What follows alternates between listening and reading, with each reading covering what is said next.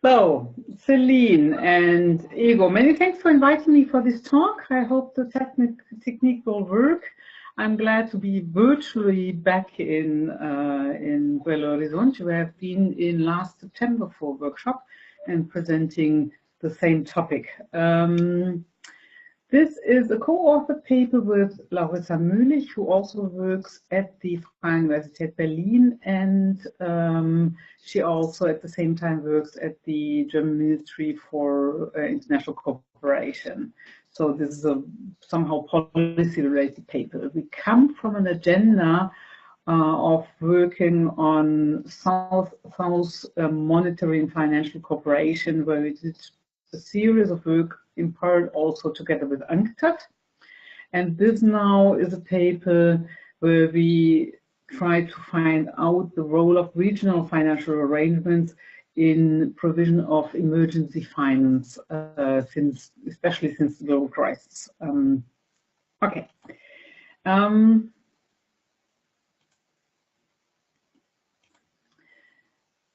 Whoops. Okay. We first defined what is the global financial safety net. It is an insurance against financial crisis. We have a series of papers on that because we all know that global financial flows are unstable and sometimes come to a halt for whatever reason. So countries need some additional support when markets are going away from countries. So this is a provision of liquidity in the case of emergency, which is beyond the national states, and it's aimed to reverse market expectations, and it's aimed to limit the devastating effects of financial crisis, which are both economically and socially quite, can be very large, as we all know. For the moment, what we can find when you look on the patterns of this global financial safety net is three rather uncoordinated elements. First, it's the International Monetary Fund, the global institution. At the regional level, we have a series of regional financial arrangements, and we have a new element where we'll come back to, which is bilateral swap arrangements between central banks. No, sorry. What we do in this paper, as I said, we wanted to find out what was the role of regional financial arrangements after the financial crisis, because we saw that they were less used than before. And we wanted to find out if this is really true and why. So we broadened our question and asked what makes countries use a regional element. And for this, we chose 4 cases of regional financial arrangements, which grouped together 15 member countries and did a descriptive statistical analysis and created a whole data set with almost 400 cases from the beginning from the end of the 1970s, when the first of these arrangements was created. And we'll talk later what we did today exactly. And we asked for each country in each year when they used any of these options of the global financial safety net, what options did they have available? If it was all of the 3 options or only some. And we then asked or checked also for the institutional design of the options that have been available at that time, which is how quickly liquidity could be provided, how big liquidity could be provided, and third, if there has been any policy conditionality attached to liquidity provision. You're still there? Hi? Yes, yes, of course. Hi. Okay, we are here. Okay, fine. Okay, so this is based, and I will very quickly go through this, on a theoretical approach of different model of balance of payment crisis, which are quite standard, and where we found our approach on liquidity provision. Okay. 3 generations. The first generation is a very conventional modeling. Krugman has been publishing on this but also there is an attack against a currency due to policy errors. The issue there is that maybe, for example, fiscal slippery, but in the context of a fixed exchange rate, leads countries or causes a real appreciation of the exchange rate, and investors see that and know that and leave the currency before devaluation will be happening. And then the sudden outflow will, and then the financial crisis will cause then the correct policy response, which is devaluation.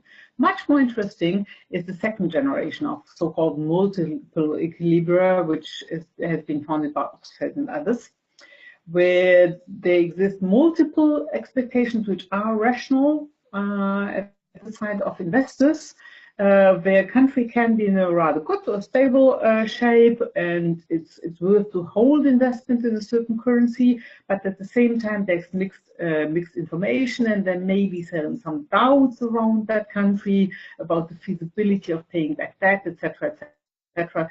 So there can be a moment where expectations shift from good to bad equilibrium, and when some key investors shift, then others go with them, and then we have a self-fulfilling crisis because some investors expect that there will be a devaluation for some reasons or payment problems, and then there's a rush out, sudden stop of capital flows. This applies mostly for cases of rather moderate levels of external debt, and so fundamentals, if you can talk about that, which are a bit unclear. So it's not the case of, let's say, a very poor, very highly indebted country, but it's not the case of a country like, let's say, China. The key here, and that's why we use these models, is that to stop this shift from good to bad equilibrium, or to shift back the expectations from the bad to the good equilibrium of a country, for a country to be able to go back to the market, there is the necessity of liquidity provision by a third party to stabilize expectations. The third generation then adds balance sheet problems, which are specific to emerging markets, which is interesting as a model, but we do not need that here. Emergency liquidity provision in these cases of multiple equilibria then is essential to prevent the deterioration of the crisis. The shifting from the good to a bad equilibrium is usually realized in a gradual manner, and the longer the situation of a bad equilibrium holds, the more investors' expectations will go down, and then this will deepen the crisis. So quick action is very important. It's not only quick, but also sufficient liquidity, which is important then. If a country suffers from this kind of a shock in the context of multiple equilibria, then liquidity provision from this third actor, which is not the country nor the market, has to come in volume, which is high enough, and it has to be to come in a very quick time to prevent worsening of the crisis. As a third point, conditionality of this third actor, of this external provider of liquidity, can be conditional or not, but it depends on the specific trigger of the crisis. When there is domestic policy failures of fiscal nature or lack of regulation of the financial sector, whatever, this has to be corrected, and it can be linked with conditionality, which then makes dependent liquidity provision or not, especially when it's the case of a mostly external shock, then it should be provided without conditionality. Okay, this is our theoretical grounding, how we access provision of liquidity, emergency liquidity. Now I will present you the group of regional financial arrangements we have been analyzing. We found 4 major regional funds among developing and emerging market countries. 2 of them, which are the left-hand side mechanisms, the Latin American Reserve Fund and the Arab Monetary Fund, which are older mechanisms but rather small, and two more recently funded, which is the Chiang Mai Initiative Multilateralization in Asian countries, and the most recent mechanism, the Eurasian Fund for Stabilization and Development.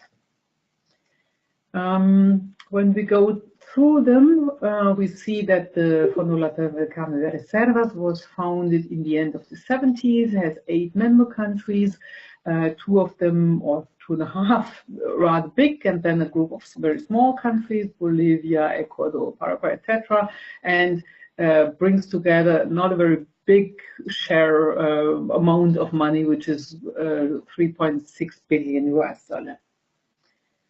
The Arab Monetary Fund is founded a bit earlier, 2 years earlier, and comprises a larger group of member countries, 2022. They are all countries in the Arab region. It's linked a mechanism to the Arab League of Nations, and where we find a large group of relatively small countries, together with 2 big ones, which is Saudi Arabia and the Emirates. The volume grouped here together in terms of foreign exchange reserves, it's even smaller. It's less than 3 billion US dollars.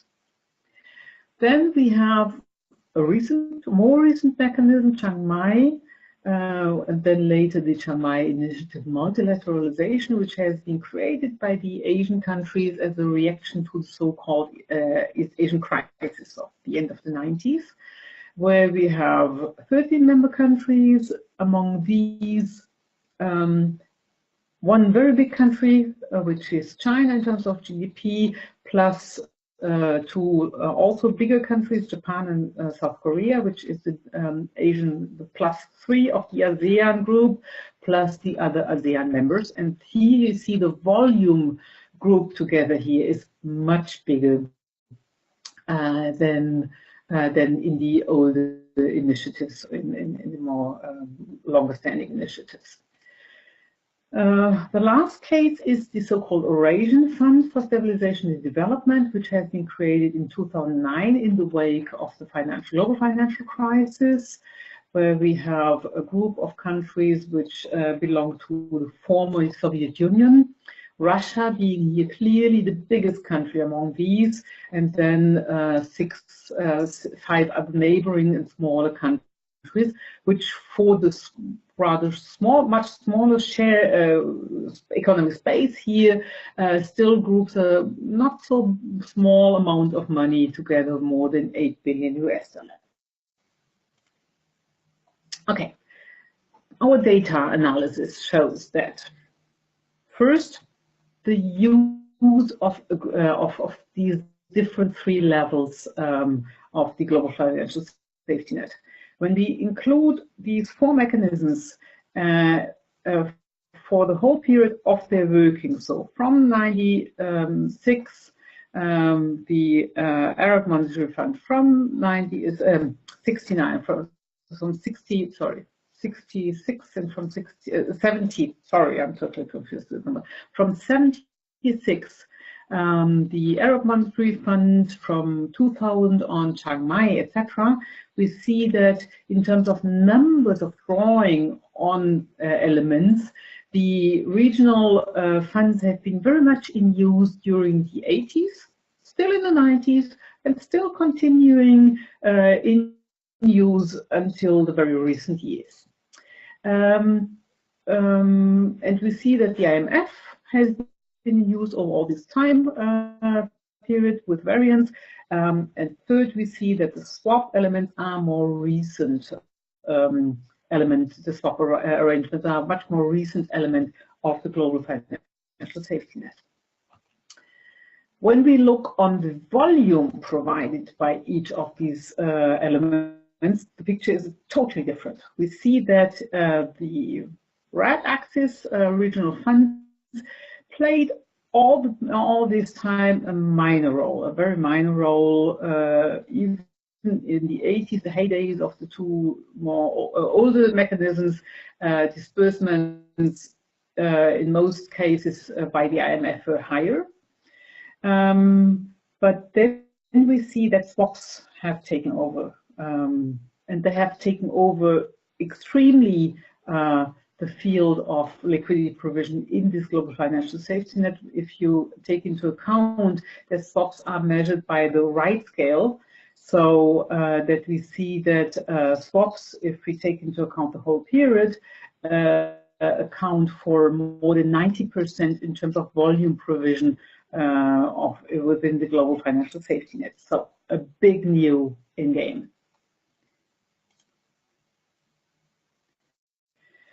But still, when we take into account as a reference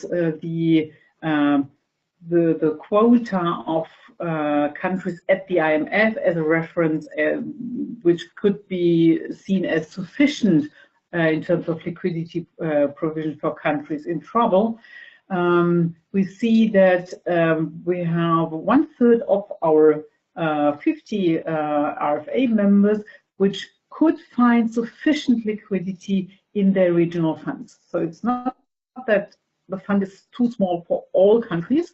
For 1/3 of the countries, it could provide and did also provide sufficient liquidity.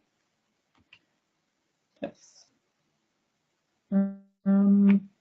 Now I go through the 3 elements, one per one.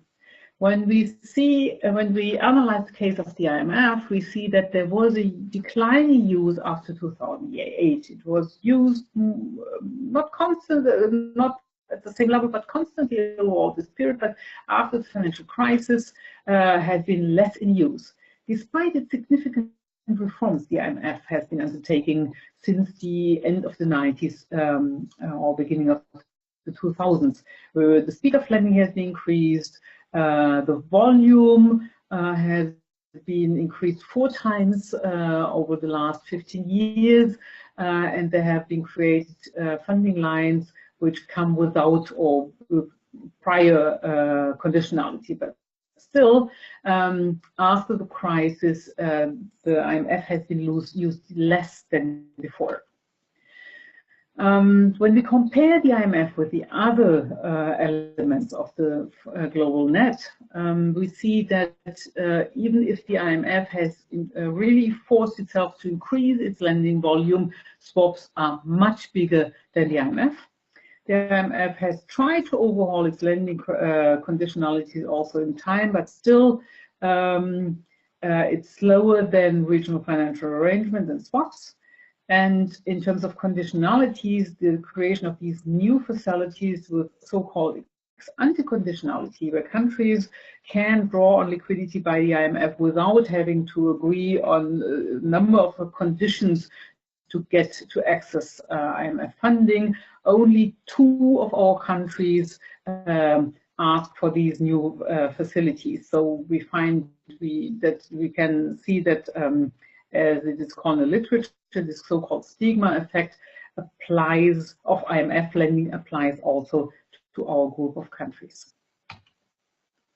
Swap lines, the big deal. They do cover now more than 90% of the whole sample volume.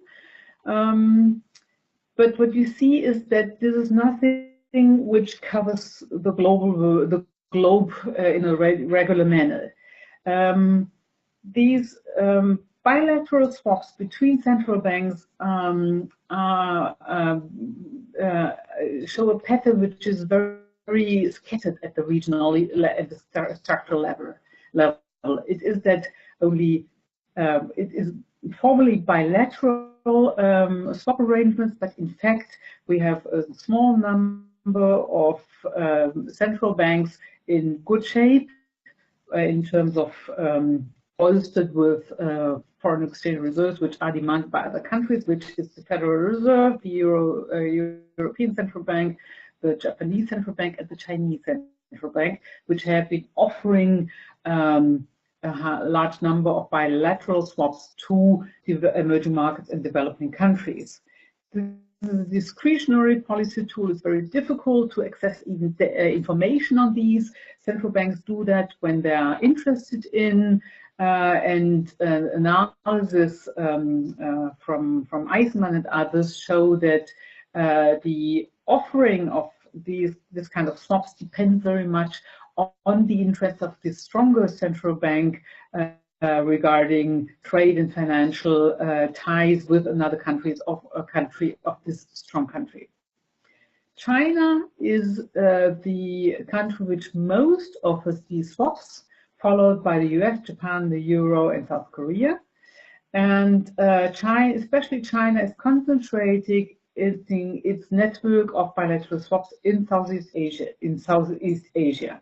And when we look, for example, to the Latin American countries, members of the FLAR, none of these has been offered a swap, neither by China nor by other central banks listed here. In the case of the Arab Monetary Fund, only 2 of the 22 countries have been offered a swap. In the case of the Eurasian Fund, this is a bit different. As I said, the volume is much bigger than the IMF can offer. When these swap arrangements are agreed, money can be made available the same day. It's extremely quick, and at least formally, officially, there's no conditionality linked to these swaps. When we go to the regional financial arrangements and break it down for the 4 cases, you see that their use shows a rather different pictures. FLAR has been used over all its time, as you can see here, together with the IMF. At the Arab Monetary Fund, you see high numbers of use over, especially the 80s, but it goes until today. For the case of the Chiang Mai initiative, you see that it has never been drawn by its member countries, and since 2002, only swap lines have been used by the member countries, not even the IMF. And for the case of the Eurasian Fund, you see a very mixed pattern of use.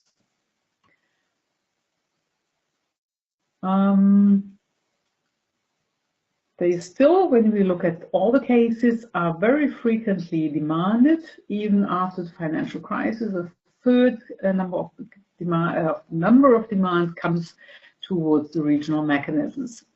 But we see that the long-standing regional funds are used much more frequently than the new ones.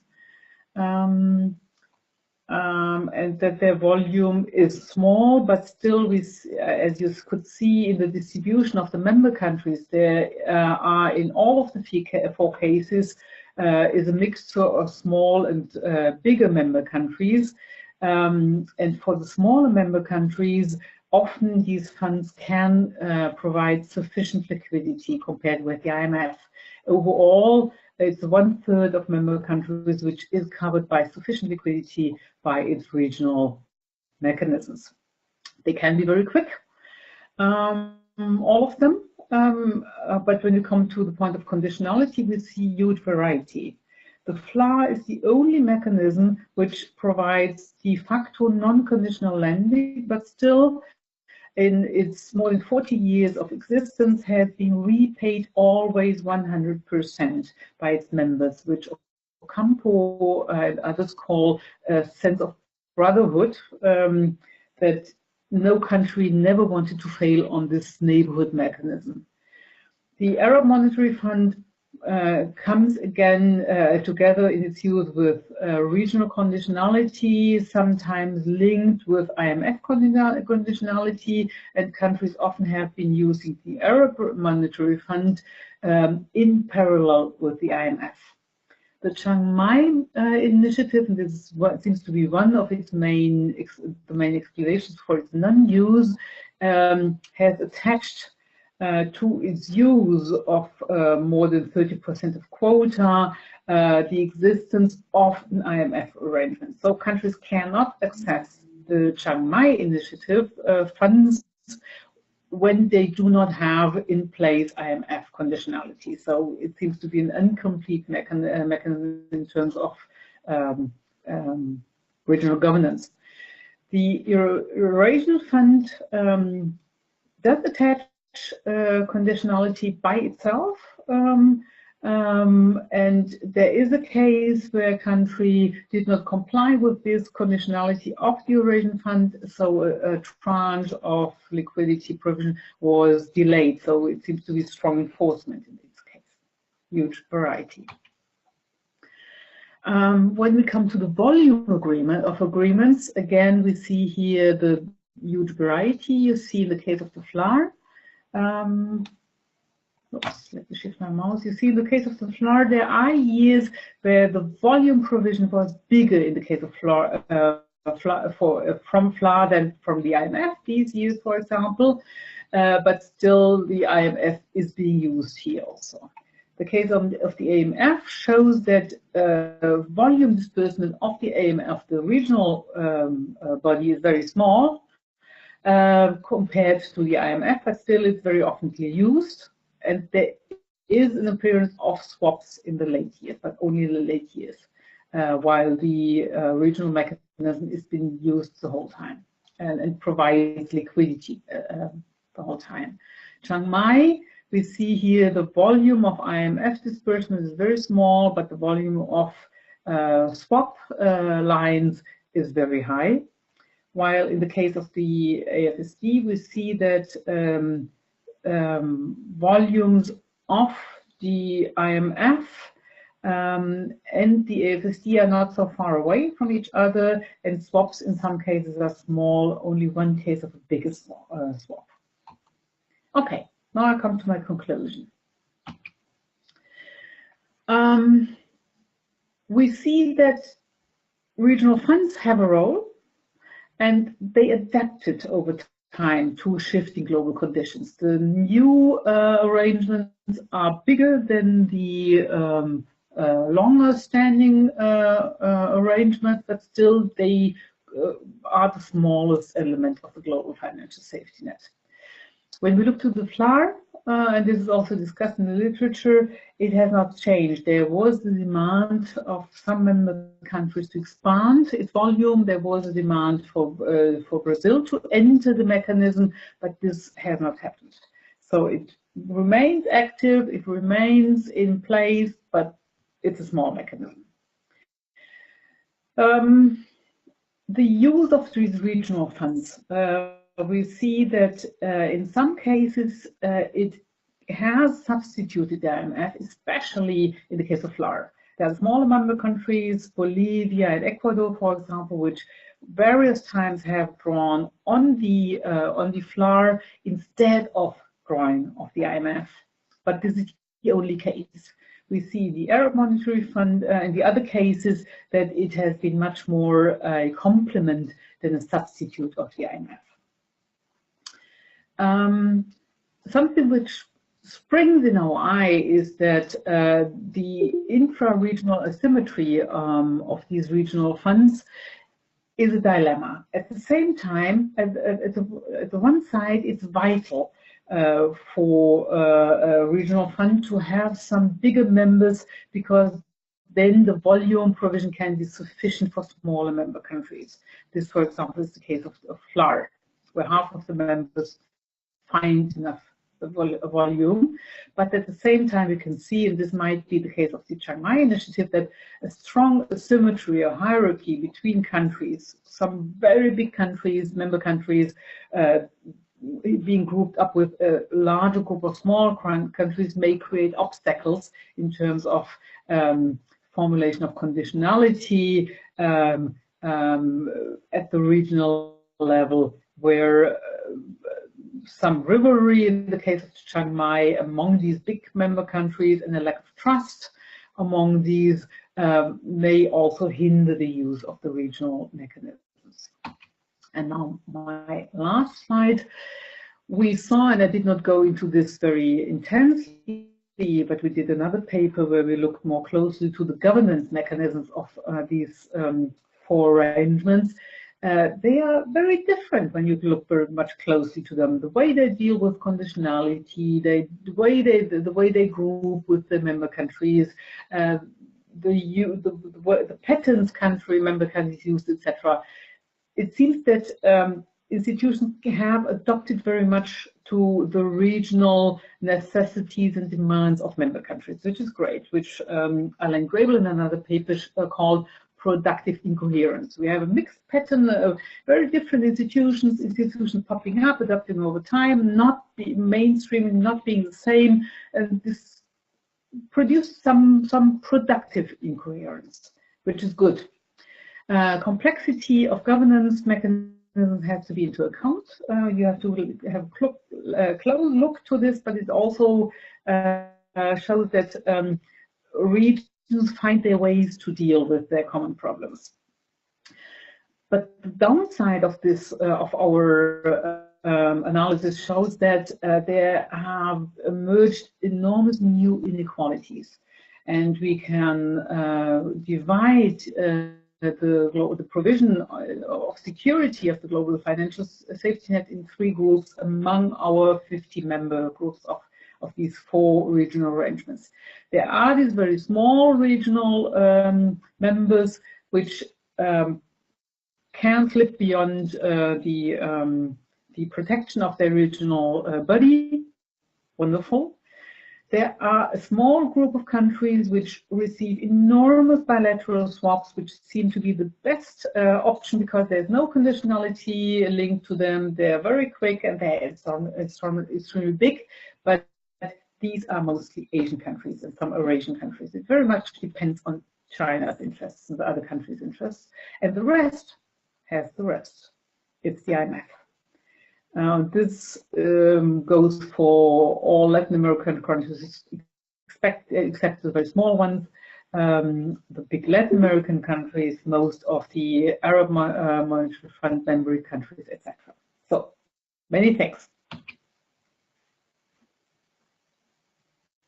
Thanks, Barbara. So, thank you very much for your very insightful presentation. If the audience has some questions, please write them in the chat or write in the chat that you want to speak up. I think I will start. Okay. Mm-hmm. Mm-hmm. So my question is, might be a bit trivial, but I guess most regional arrangements are to provide here to provide liquidity in US dollars mainly, right? I'm wondering about the currency component of these arrangements by types of safety nets. So say swaps, I guess you exchange. I don't know if China is very interesting because I'm wondering if China is providing liquidity in yuan or if it provides liquidity in dollars, given that China has a lot of dollar reserves. So I'm interested in the currency component of those regional arrangements, if you understand. Okay. Yeah. Mm-hmm. Should I answer just now or do we collect as you wish? You can answer and we'll wait because I don't see any questions for now. So. Yeah. Mm-hmm. Okay. Most all the regional arrangements group for exchange reserves in US dollar. Mm-hmm. All of them, all the 4 of them. They use the dominant currency of the world because this is how this is the major need in terms of liquidity of the member countries. Swap lines are the exception. Okay. Some of the Chinese swap lines, not all of them, but some of the Chinese swap lines are provided in renminbi. And there's fine, but not all of them. Okay. Okay, that's interesting. Thank you. Mayank. So there's no Go ahead, please. No, so there's no shift away from the asymmetry or currency hierarchy at the international level within these regional bodies. They do not try to go against the tide of the dominance of the US dollar. That's not their aim. There have been And the idea of doing that around Ecuador, etc., but it has not gone forward. Okay. Thank you very much. Mayank asked, so I will read out his question because the question is written down. He asked, what are your views on China swap lines and BRICS Bank CRA? Okay. Thank you. Thank you for this question. We were thinking about including the BRICS Banks mechanism, and we didn't because it was regional, but we could have included it. So, China swap lines. This is really an interesting new phenomenon, and I would first talk in general about these swap lines, and then specifically more about China. They are driven by the interests of these bigger central banks. For example, South Korea, even being a member of Shanghai multilateralization, has used in 2010, when it faced severe liquidity problems in international currency, has used a US Federal Reserve swap. And the US provided, the Federal Reserve provided the swap because payment problems of South Korea would have caused damage, especially to the US financial system. So it's driven by self-interest. And the same holds for China. China offers these swaps for countries which engage in trade with, nowadays, most countries of the world, which engage in trade with China and would face problems of paying for Chinese imports in case of a international liquidity crisis. So it is not different from that. The difference is, in fact, that it provides this extremely dense network for its neighboring countries in Southeast Asia, where trade integration has increased. It's about 40% of the trade of these member countries, which goes among these. And China seems to take over a role of assuring financial stability of this regional economic integration by these unilateral measures. And in some cases, due to Chinese interest to internationalize the use of the renminbi, they provide these in renminbi. So China seems to seek a role within the region by these unilateral swap arrangements. We do not know. I had a discussion with a Chinese colleague recently on this. What would happen if 3 or 4 or 5 countries would at the same time draw on this huge amount of swap lines the Chinese central bank is offering? Because swap lines are something which are just there. There's money sitting there which could be drawn by a country, but it's in most cases it is not drawn. And we do not know what would happen if there would be real demand for these swap lines. If the Chinese central bank would be able to hold all of these promises in terms of swap lines.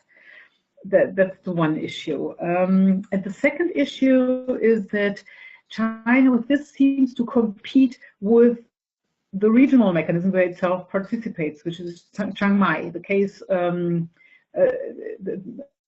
we have no case, but as most member countries of Chiang Mai have at the same time at their disposition these swap lines with China, there seems to be even a lesser need to use this regional mechanism. So China seems to play here a role of doing it unilaterally, while at the same time, at least formally, being part of the regional mechanism. But there seems to be some kind of competition between the two levels.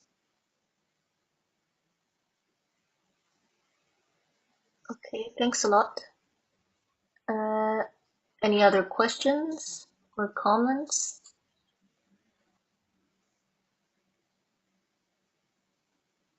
Yeah, I was wondering, but they can be complementary, right? Or not? I mean, Yes. Mm-hmm. Formally, all of these, the BRICS Bank, sorry, I forgot that question. Okay, I come back first to the BRICS Bank. The BRICS Bank has been brought up in 2015, has been a big thing, which has been bringing together 150 billion US dollars, which is quite large for the member countries, especially for countries like Brazil and South Africa, much less for China, which would not need these, and to a lesser degree also to India. So we have also some kind of intra-regional asymmetry here. But the same here applies in terms of governance mechanism as it does to the Chiang Mai initiative. The countries agreed that access to foreign exchange reserves grouped within the BRICS contingent facilities mechanism. That's the foreign exchange reserve pool linked to the BRICS Bank. Is conditional on an IMF agreement. So again, here member countries could not agree seemingly to mechanisms which would enable regional surveillance, definition of conditions, and then implementation of conditions for this. And it has not been used since its existence. 2015, times have not been too troubled for most countries, but still it has not been used. Question answered with that, Mayang? Not now. Yeah, okay, good. Then, Celine, your question was about the complementary versus competitive use. well, All of these mechanisms can be used in a complementary way. Some of them have this formal link of complementary use. The Arab Monetary Fund has had that for part of its lines for a long time. They abolished the formal link between IMF funding and the regional funding. Chiang Mai has this formal link where there is compatibility is, they have to be used in a complementary way, and all mechanisms could be used in a complementary way. But if you look at the volume provided and the conditions of swaps, there might be no need to go for further funding at other levels, both at the IMF and the regional level. If it's so big, what you get by a swap line, if it's so quick and comes without no conditionality, that it might push out the other options. That's why I'm talking of a potential competition between these levels. I see, I see. Thank you. Any other questions? Professor, you mentioned the complexity of the governance of these mechanisms. We have seen around the world some changes in the political directions, as the Trump administration in the US, and the new directions of foreign policy here in Brazil, for example, with the Temer government, that seems to be less prone to cooperation, to international cooperation, mainly with our partners here in Latin America. So, do you see, or do you guess that this new directions of foreign policy of important players here in Latin America, or even in the world, as the US case, it can impose some new challenges to this cooperation mechanisms, or they are strong enough, or they are consolidated enough to pass through these movements that that are happening? Good question. Thank you, Igor. Well, of course, the emergence of leaders like Trump and others which play the nationalist card do not foster, do not support regional mechanisms. But we had events before, and one big event which has really caused trouble also for the idea of regionalism among developing and emerging market countries is, of course, the euro crisis. And the euro crisis has shown to other countries in other parts of the world that there can be huge challenges involved with regional cooperation. That institutions, well, that it's not so easy to find a middle way of independent countries with independent economic policies and non-coordinating policies to work together. This has not gone so far that we see some kind of institutionalization at this level of reserve pooling. But for other ideas within Chiang Mai, there have been other ideas of integrating, creating a local bond market. In Latin America, there have been several ideas. This has not helped the fostering and the transpassing and deepening of regional mechanisms. That's one issue. A second issue is that both the emerging market crisis, financial crisis of the 1990s, and then again the global financial crisis showed countries that it was important to prevent. So many countries have bolstered up themselves at the national level with foreign exchange. So countries are trying to play multiple levels and also have strengthened their national defense lines. So we have a complex pattern where the regional level has not gained that much more space than we would have expected 10 years ago, 15 years ago, where this seemed to be very much on the upwinds. Only a last point, it's not that, well, leftist governments support regional mechanisms, right-wing don't do. Nationalist positions can be distributed very unevenly between different positions.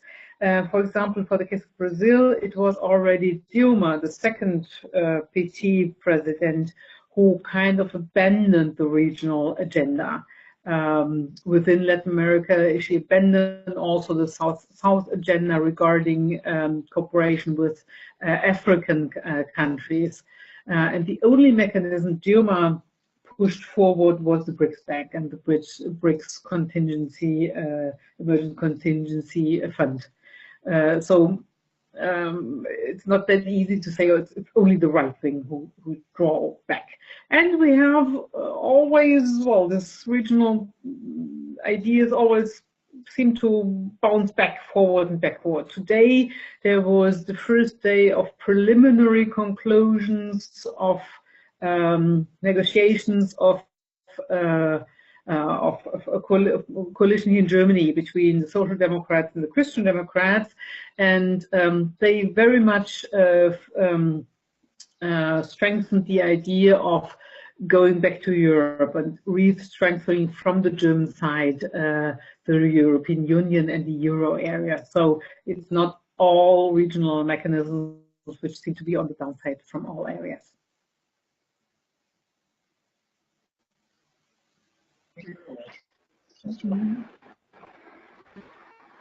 Okay, common currency unions. Good question.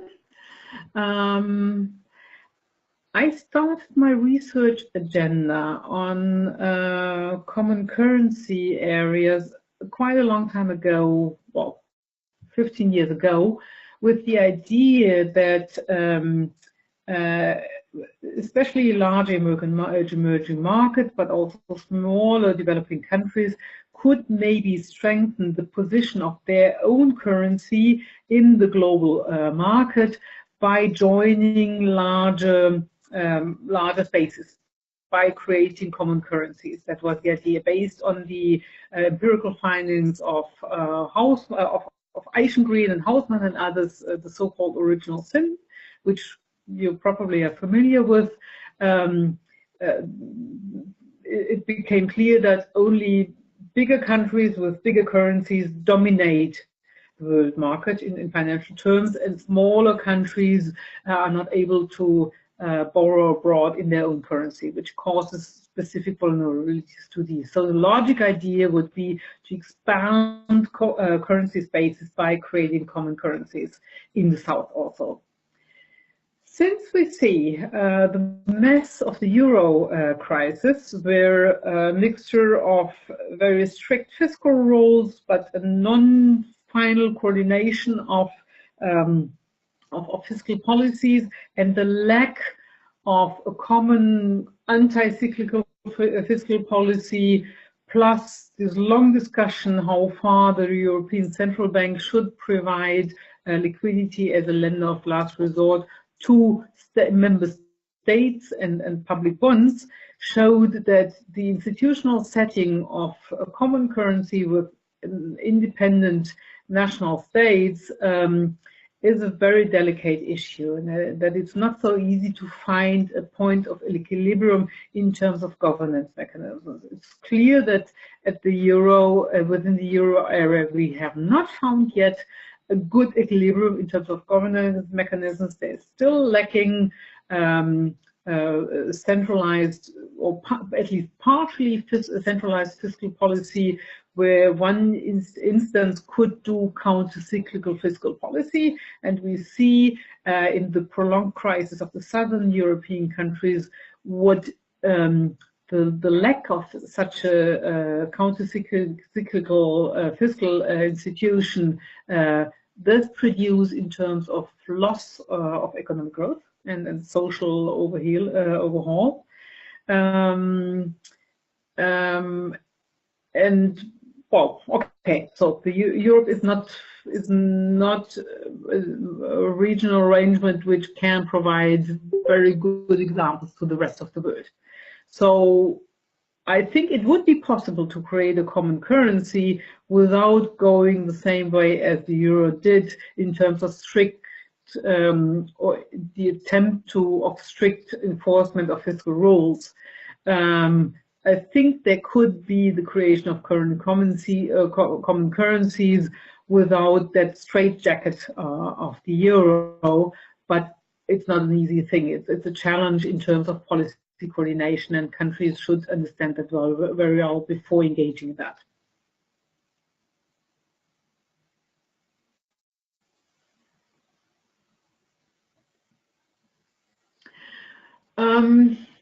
ASEAN countries never officially, as far as I know, talked about the idea of a common currency. Maybe you're better informed, that may well be. But,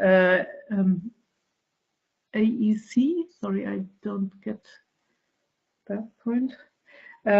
Asian currency. There have been discussions about currency basket, etc.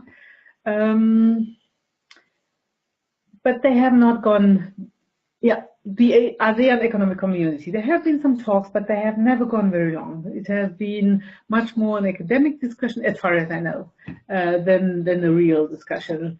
And the issue is that,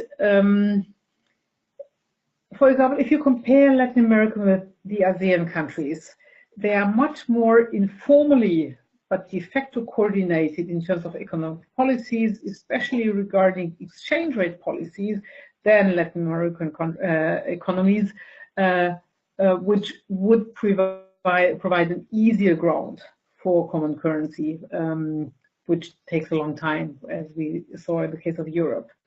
But still, the requirements in terms of policy coordination are very big. It's monetary policies which have to come into tone, into a very similar mode over a longer period of time. It's exchange rate policies which have to be oriented also formally towards a more common standard to provide grounds for common currency, to really go for this. And there might be the need of a regional leading currency, which in the case of the euro area clearly was the Deutsche Mark, which was the leading currency in all other countries in financial terms and monetary terms, went behind and attached their currency before formal coordination to the D-Mark. And in the ASEAN region, you have a competition between, well, at least China and Japan for the lead in currency terms, which seems to make it difficult to find common patterns. But we're talking, well, speculating about the future, you don't know. It's the most dynamic region of the world. So things in 10 years may be different. Professor Barbara, on the behalf of the Urban and Regional Economics Working Group and extending to the Financial Stability Working Group and Inequality, there are operating in this webinar series. I want to thank you very much for accepting our invitation and for your kindly acceptance and your excellent presentation here this evening to us. I want to apologize for the technical problems we had at the beginning of the presentation. That started the discussion, your presentation and the discussion was very nice and was very productive. As soon as possible, we will share the recording of this presentation to everyone. And there's members of our working groups that couldn't be here today.